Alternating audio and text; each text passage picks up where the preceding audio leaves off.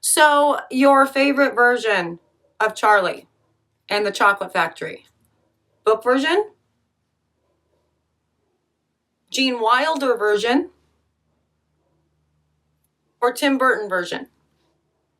Because those are three wildly different things, right? So this actually makes this pour almost as complicated as my decision making for yesterday for Alice, for sure. I don't have to do this one though, and I'm actually very excited about it. But the Soaprentice, she definitely had some fits trying to figure out which version she was going to do.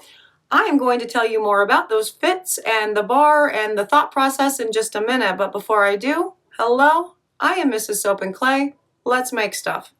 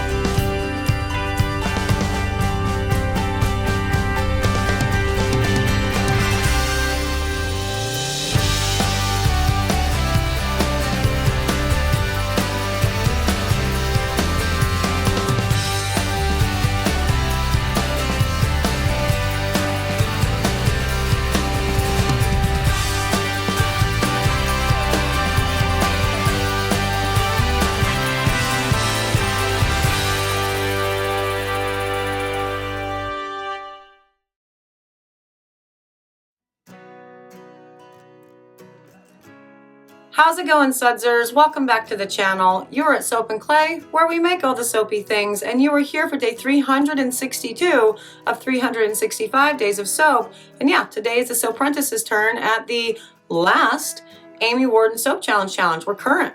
We're like literally current. That's freaking amazing. And I'm here for that, for sure. And the challenge for April was picking between Alice in Wonderland and Charlie and the Chocolate Factory. She called them both Disney things, and they're not actually both Disney things, so it's very, but you know, whatever, that's totally fine.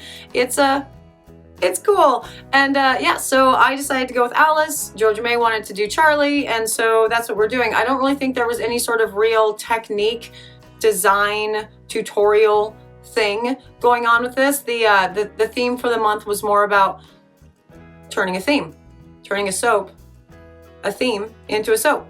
Yes, so it's Georgia May's turn today. She is working with the final scent that we're using from Maple Street. And as you saw yesterday, mine got ricey and weird and not a lot of fun. And that was just me using it at 50%. So I'm actually curious to see what she does if she uses it at full strength and what her opinions and her overall like interaction with the scent blend is. So let's go check that out now and we can find out.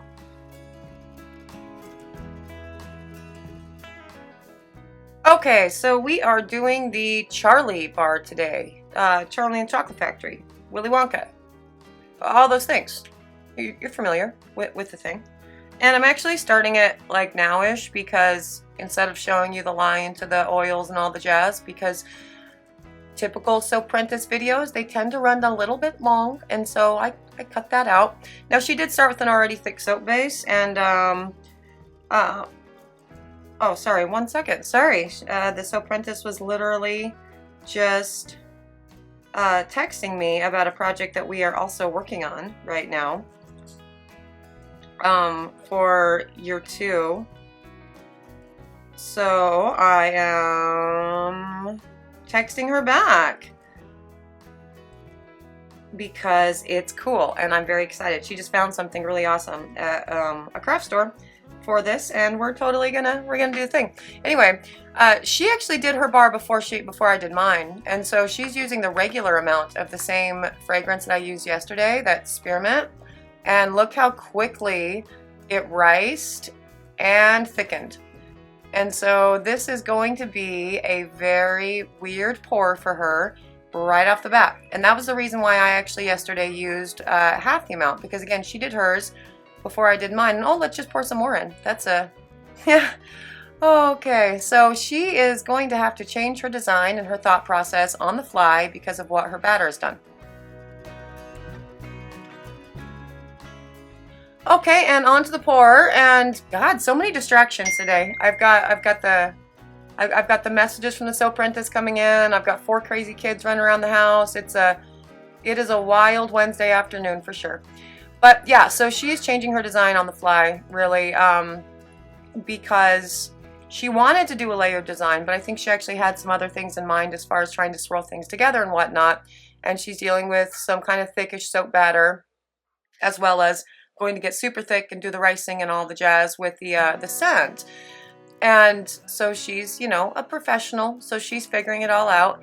And she kind of wanted to make it look like the scene in, like, when they first walked into the chocolate factory, right? With either movie, really. And so with the chocolate river, which she put down first, and then like the green grass, and I guess orange for a nod to the Oompa Loompas, maybe. Although that's kind of a troubling one, isn't it? Like, I don't know, going back and we actually just finished, because I've been homeschooling the kidlets for the last year, and we actually did a proper homeschooling curriculum, and we were meant to read Charlie and the Chocolate Factory actually pretty early on in the curriculum, and I kept just pushing it back and not doing it. And we read other stuff. We read Despero. We read all kinds of great stuff. Oh, look at that ricing. Look how fast that does that. Oh my gosh. Yeah, that is a thing. But yeah, so we were meant to do this really early on in the curriculum, and I just kept pushing it back and back and back, because, like, and then, you know, rereading it, yeah, it's actually very, I mean, it's a good book, but there's some things that just, they don't age well. They age like milk. And, you know, just the idea and the description of the Oompa Loompas and these little small aboriginal things that only ate, you know, the cacao plant and all that. It was very interesting, but little nod to that, because anyway, you know, that's what they did in the movie. So, you know, that was cool. Did they do that in the second movie? Because I know they did that in the Gene Wilder movie, where the Oompa Loompas were orange. Did they do that in the Johnny Depp version? I don't know. I don't remember now. But yeah, so she wanted to make the entire scene kind of look like, you know, how it looks when you first get into the chocolate factory, with all the bright colors and the chocolate river and at the bottom. And then she has those little embeds that she's going to put at the top, like, you know, like a blueberry, because Violet, right? It was Violet that got blown up like a blueberry, right? Yeah, Violet, you're turning Violet. Violet, that. I can't believe I'm so, like, forgetful of this, considering the number of times that I've read this book, and also that we literally just finished reading it for the kids' school curriculum. But also, I didn't read it. It was the Soap and Clay Kidlets reading it to me, which is super awesome to be at that point in, like, the parenting life where they read chapter books. Like, that's amazing. I love that. And they can read to me, which is cool, because reading is my most favorite thing in the world. And now that they get to do it too, it's awesome. But yeah, so every single layer that she's working with this is going to end up riced and thick and, you know, crazy, which I guess it actually worked, because she mixed it thick, knowing that she wanted to do layers anyway, but this wasn't exactly the thing that she had in mind for any of it. So, you know, that is unfortunate, but it's as I said, the Soaprentice is a professional, and so she knows how to do all of the things. And yeah, no, I'm digging the goggles at the top. Actually, when I first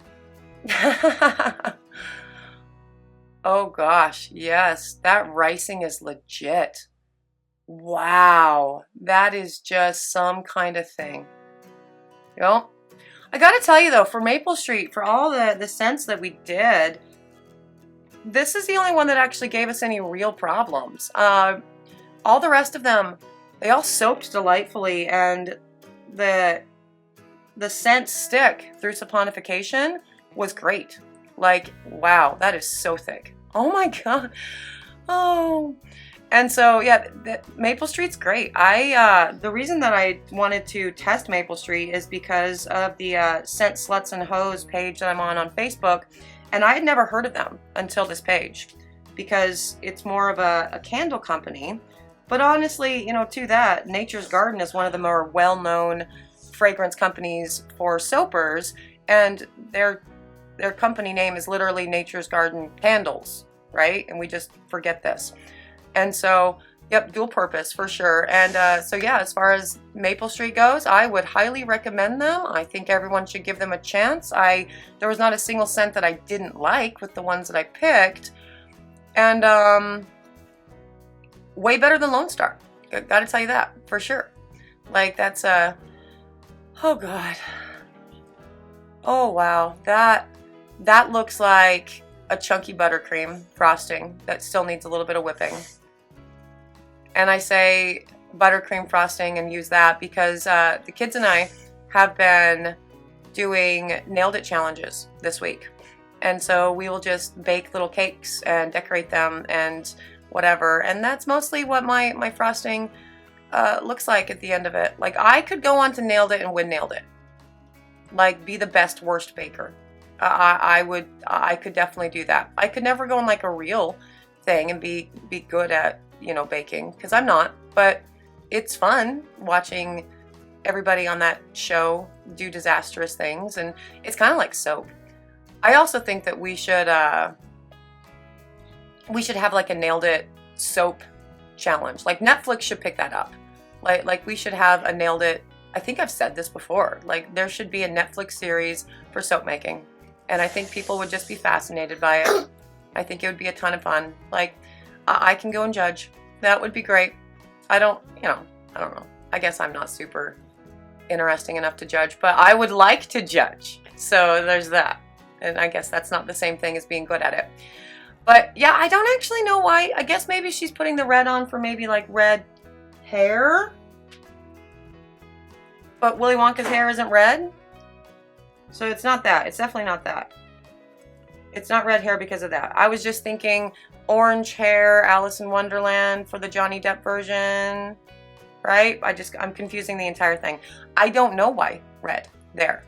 Maybe just because fun or something. I have no idea.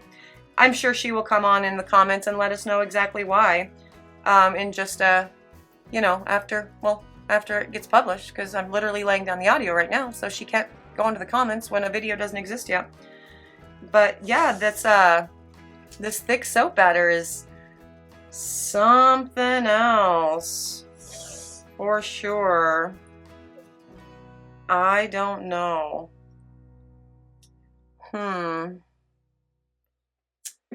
Yeah, like I said, everything else was just so great with Maple Street, and so that's the only thing that I, you know, this is the only one. So out of 10 that we tested, there was just one that gave us problems. Well, that's fine. That's no worries at all, for sure. And so I would still say that that's definitely a big win. And my most favorite mica hack right there, my God, wrap a piece of cloth over it, over the container itself, and then do some bangy bangs. Look how effective that is. That's the best mica line hack ever. And then here's the Soaprentice actually being good at things and remembering to not only put lines on her mold as to where all of the bars are going to be cut, but even laying down sticks so she makes sure she gets them in that line. Like, she's amazing. Oh God. I've said it before and I'll say it again. Everybody needs a Georgia May, for sure, in their life. Sorry about all the sniffles. I've got a 6-year-old who could not do what she was told in being quiet for 20 minutes so I could lay down audio. So she's now standing right next to me so I can watch her and ensure she stays quiet. And she's giving the little sniffles and all the sighs and all the things right now because she's super feels terrible that she, you know, has to be here, really. And I mean, it's that parenting life, right, Scout? Yeah. Yeah. But yeah, I really like how she's how the Soaprentice is mixing up the little types of blueberries and bubble gum. I bet maybe the big one is meant to be bubble gum, like, yeah, or a gumball, gumdrop, everlasting gobstopper maybe. Hey, that's cool. Yeah, when I first came in and like saw this soap though, after she had made it, before it had been cut, I saw the top of it and I got really confused because I was coming in to do the Alice bar and I looked at it and saw these goggles on top, and they totally reminded me of the mome rats, right, from Alice. And so I was big confused. I was like, okay, wait, I thought you were doing Charlie. You're not doing Charlie? I have to figure out Charlie because Charlie's hard. And she's like, no, it's Charlie. It's like, oh, thank God. Thank God. But I guess I was just on an Alice kick at that point that my mind just immediately went to, this is totally Alice, because I had just been obsessing about what I was going to make mine. So there's that. But honestly, that could go either way. And the cut, based on the pour itself, like what I saw go into the pour, it could also be an Alice-esque bar too, except for obviously these gumballs and blueberries, or everlasting gobstoppers and blueberries. I think is probably what that is.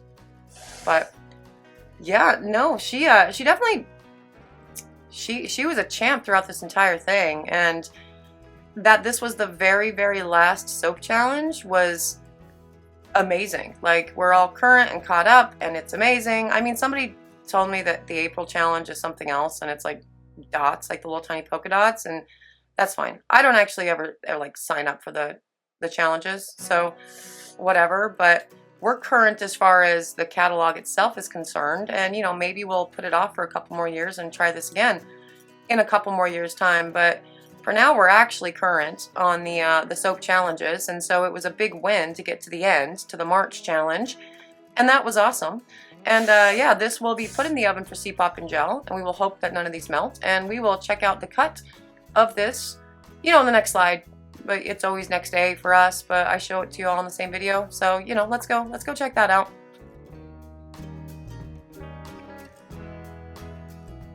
Oh my God, so I literally just got a text message about this being the last season of Shameless, and the last episode is on Sunday, which means I can actually binge watch the entire final season on Sunday. So I know what I'm doing. Actually, I can't, because that's a special day for the channel, but maybe I'll do that Monday after I'm recovering from the special day on the channel. Stick around for Sunday is, you know, the point of all that. But let's check out this cut. This is very exciting. It's bound to be magical, mystical awesomeness. Ooh, look at that. Isn't that just the craziest, brightest bar of soap? And that totally works, because that's me. Look, I'm there. I'm helping. I want to see. Yep, that totally works, because the Chocolate Factory is one big ball of chaotic crazy, and I think that that is perfect. Yep. So we're still cutting them very, very soft, so you can absolutely just like shove those things right back on. It's all good. Do the thing. I'm really impressed with her skills and her ability to get everything lined up right. That's always the scariest part of cutting for me. But yeah, no, I love this. I don't know exactly. I think it's kind of like a nod to all three sort of iterations of Charlie and Chocolate Factory, right? Like the book version and the original Gene Wilder version, and then the Johnny Depp version. I think it's all accounted for in that one. And it's just fantastical and bright, and the scent on this is very, very strong. Like, that is a whole ass thing. To the point where I actually had to take one of these in pieces home and like test them on, you know, in a shower on my sensitive bits to make sure that that wasn't, because it just gave off that, oh wow, this is really, really potent.